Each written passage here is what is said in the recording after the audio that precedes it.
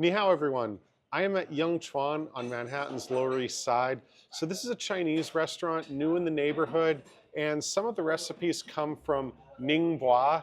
So I believe that is maybe south of Shanghai. I'm starting off with a non-alcoholic mojito. Some call it a Nohito. So this is the yuzu version. Oh, your favorite? My favorite. Thank you, right? Yes. I'm starting off with the fermented wintermelon. It almost looks like a jellyfish. So this is cold. I've never had it cold. I've only had it like part of a stir fry. I will say texture-wise, it's almost like a dessert. Oh, that's the These are the mala prawns, and this was voted one of the best dishes of the year by Infatuation. It looks a little spicy, at least for me. Are you on a low-carb diet? No, I don't eat eggs. All right, this one's hitting the back of my throat. I think there's peppercorn in there, but I didn't even eat the chopped peppercorns. But you can see the coating in it, I guess, has some spice to it. Wow.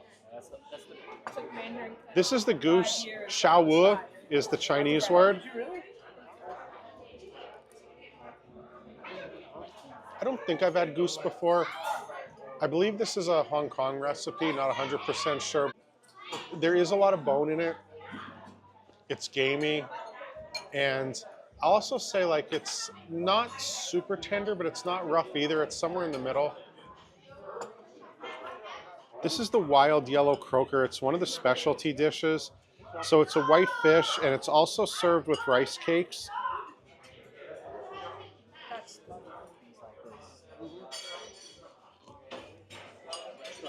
The fish is very flaky. The rice cakes, they're so soft and chewy. And I believe this is a chicken and pork broth. This is the seaweed mochi. It's one of the desserts. So it's served warm.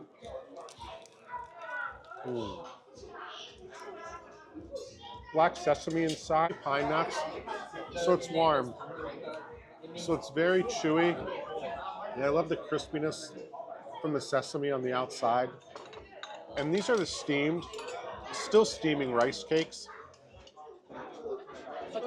So I coated these rice cakes in a brown sugar powder they were served with.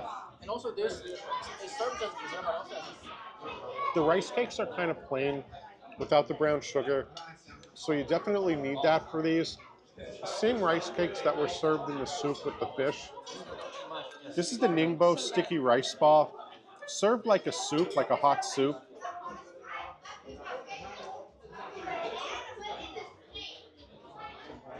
All right, I've tried 6 or 7 different dishes, both savory and sweet, and I'm just gonna give you my favorite from each category. So the shrimp was definitely my favorite savory dish, and that's a little contradictory since I'm not really into spicy food.